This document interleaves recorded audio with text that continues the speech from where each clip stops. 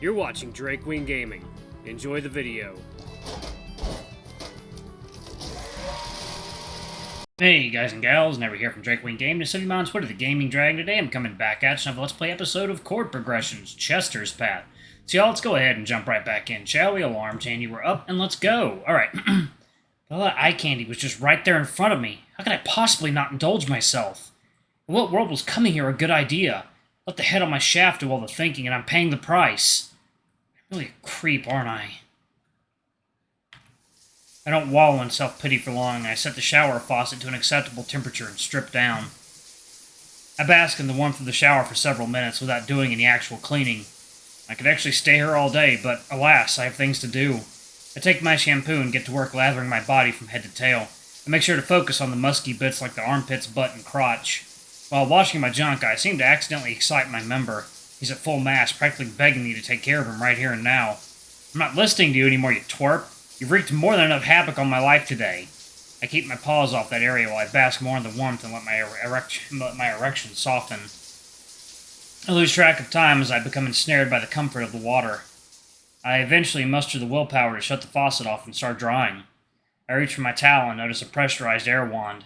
In my haste to just get under the water, I miss this little jewel. It's been a long time since I used one of these guys. I'm so used to electric blow dryers, I forgot these things existed. It makes sense for a locker room to use pneumatic blow dryers. Electric ones would be a liability considering the proximity to running water. I take the wand in my paw and give the handle a couple of squeezes, pointing it away from me to give it a little test. A couple of stiff puffs of pressurized air escape from the wand's outlet. Once satisfied, I point the wand towards my torso and begin blasting the air. The air starts off cool, but progressively gets warmer as I keep using it.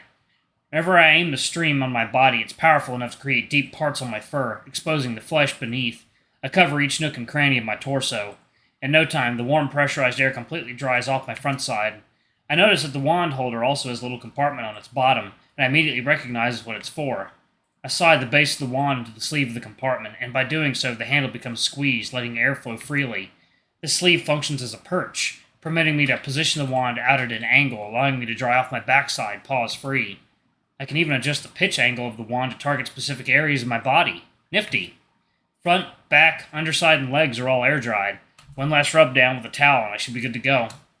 I secure my towel around my waist with my bag and paw, and journey back to Chester's locker. I arrive only to find a mostly dressed Chester waiting for me. So, you were the first one to leave and last to come back. What gives? What? Why is he being so accusatory? Oh, jeez. He chuckles. I'm just messing. Don't look so nervous. We're still making good time. Let's get dressed and head back to the shop. All right, Eddie. Easy. Eyes to yourself. Just focus on getting dressed. I keep my eyes fixed downwards as I put on my fresh outfit. When I finally direct my gaze upwards, I find Chester fully dressed. All ready? Yep.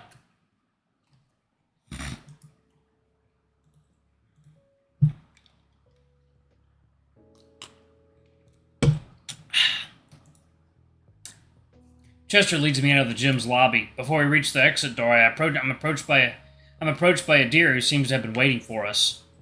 Hey, I wanted to catch you before you left. He's speaking directly to me. Oh, yeah, sure, what's up? He's averting eye contact. Well, I was wondering if you wanted to grab lunch sometime. Huh. Of all the things I was expecting him to approach me about, lunch wasn't at the top of my list.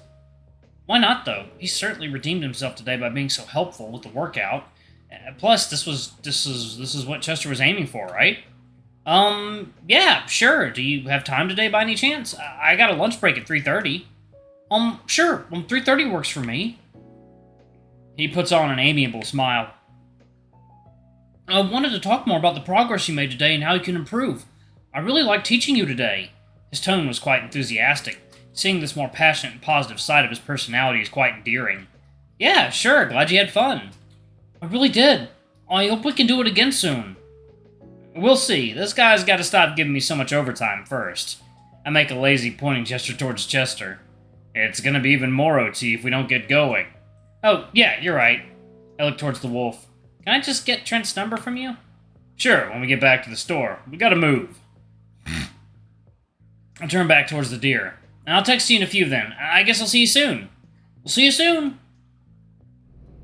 The ride back was mostly quiet, but I wanted to ask a question that was burning in my mind. Hey, quick question. Did you ask Trent to invite me to lunch? No, actually, we chatted for a bit after you went to go shower, but I didn't ask him. Huh. I wouldn't have expected him to take the initiative and ask me to hang out. Maybe there could be a blossoming friendship between us after all. Well, I guess your little plan is planning out well then. Better than I expected. I'm really proud of you for giving him a second chance. Thanks, but you don't have to do this. I'd like to think I'm capable of finding friends on my own. I'm sure you are. You certainly have more than enough charm. But I'll be transparent. While it's a favor for you and Trent, it's also a bit of a favor for myself. How so? Did Trent tell you what his father does? He said he's a salesman, I think. That's putting it lightly. Trent's dad is the vice president of sales for chromatic instruments. I blink a couple times and tilt my head. Okay, is that good? Oh, sorry, I keep forgetting you're new to this. Yes, it's absolutely good. The Cornells founded the company around 100 years ago, and they're known for their through-the-roof quality when it comes to their pianos. Oh, gotcha, so you want to do business with his dad? Absolutely, he and I talked about it here and there, but we've never struck a deal. I just need him to trust me enough to sell one of their pianos.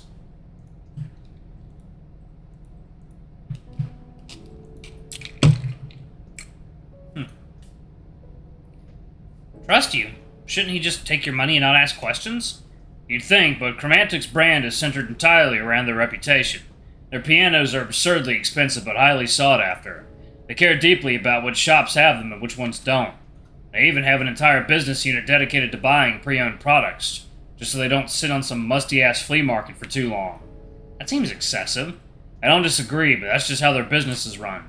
The profit margins on these instruments are legendary, too. If I were able to sell just one baby grand, that's enough profit to keep the lights on for a year. Whoa. Yeah, so I'm trying to be nice to him and his son. If Trent speaks highly of Chronicles, that'll be a massive boon for me, which is why I was so frustrated this morning. Frustrated by what? Trent finding our only baby grand slightly detuned. He was right, but that key was barely flat. The boy must have perfect pitch or something. How'd it get detuned? I won't bore you with the details, but it was just a small mistake I made when I first tuned the thing. I'm thinking Dave's right and we should hire a professional. It's a bad look at the end of the day. If Trent tells his dad, it would leave the impression we don't take care of our instruments. Well, in the interest of our esteemed business, I utter with some melodramatic flair, I'll do my best to be friendly with him. He's nice, and hopefully if I spend more time with him, he'll think more positively of the staff. It could compensate for that tuning incident. At this point in our conversation, we arrived at the parking lot. You don't gotta be best friends or anything, just help him branch out a little. It's nice to kill 3 birds with 1 stone. He signed a number 3 gesture on his paw and gave a chuckle. Alright, let me give you Trent's number and we'll get back to it. It's almost 2:30. Pat's probably getting antsy. We return to the cafe and things are looking slow but steady. Much of it has already been pre-cleaned. Pat seems anxious. Geez, finally! Yes, we're here. Now you can clock out for your very important 2:30 sharp. Dave lets out a little giggle. Look, it's important I get my thing. I want to make sure I'm on time for my thing. None of my business. Go ahead and clock out. I won't keep you. Awesome, thanks. Later, dudes.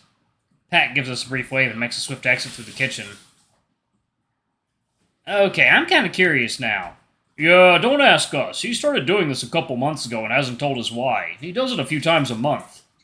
Again, it's none of our business. I don't need to know what he does off the clock, so as long as it isn't hurting him or getting in the way of work.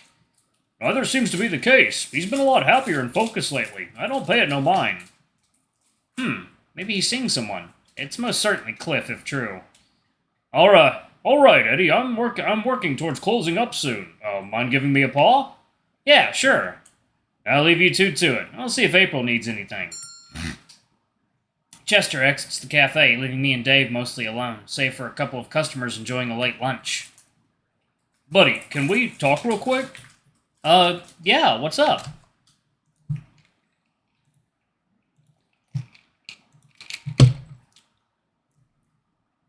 Look, Chester and I have been texting back and forth, and he let me know what happened this morning. You got stressed out about something, and I'm so sorry that it was meant... Dave, no, it wasn't you. I think I'm just balling up a lot of emotions, and it came out all at once. I get that, buddy, I really do, and anytime you need to talk about it or need a hug or something, I'm here for you. I give the best hugs in this whole goddamn town, don't let anyone tell you otherwise. He flashed me the sweetest smile. He's such a kind and genuine soul. Maybe I should take him up on it. That's really good to know, thanks. Actually, how about a hug right now? I think I could use one. He giggled and spread his arms out wide for me. Oh, come here, buddy. In a couple of strides, I find my way into Dave's large, soft arms. I dip my head slightly so I can nestle my maw into his chest as he wraps his arms tightly around me. I return the favor and tightly grasp around his body into a mutual embrace. Due to his large frame, my paws can't meet each other around his back. I don't mind, though. In his warm bosom, I found that my troubles began to melt away almost instantly. The extra pudge, along with his soft, fluffy fur, creates the most comfortable cradle for me to place my troubled head.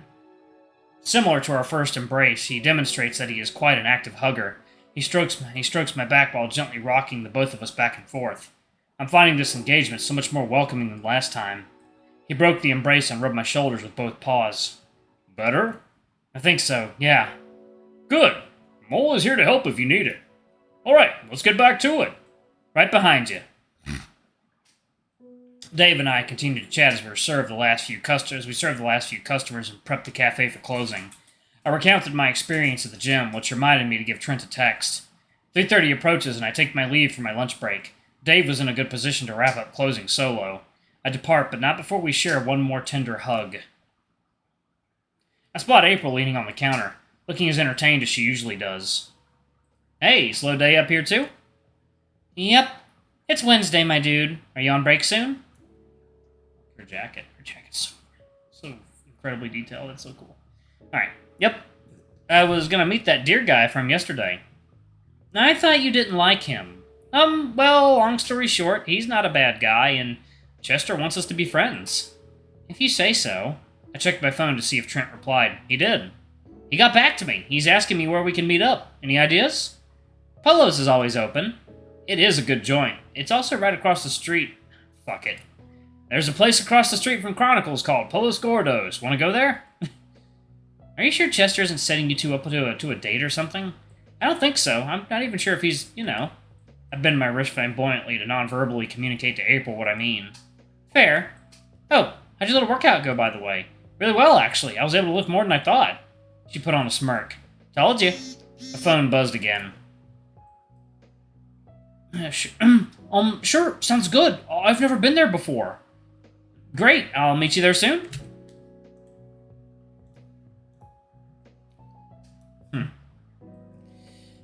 I'm already on my way.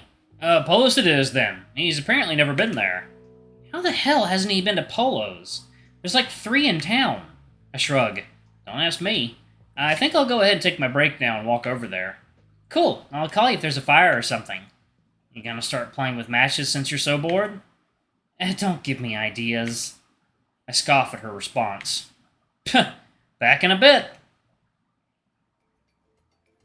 I arrive at the restaurant and find myself a table. I chose a seat that gave me a clear view of the front door. I only wait for a short while before Trent to arrive. I give him a wave, and he finds me with ease. Hey there! He darts his eyes rapidly around the restaurant, seemingly trying to make sense of it. Hey, find the place okay? Yeah, no trouble. So, wanna head up in order? Head up in... Oh, it's one of those restaurants. Sure, let's go. We both approach the counter, and I order first. Alright, I'm gonna go ahead and pause it right there, y'all. Thank y'all so much for watching. Don't forget to like, comment, subscribe, ring that notification bell, and check out our Patreon if you can. It always helps. Anyway, I love you all, and I'll see y'all in the next video. Bye-bye!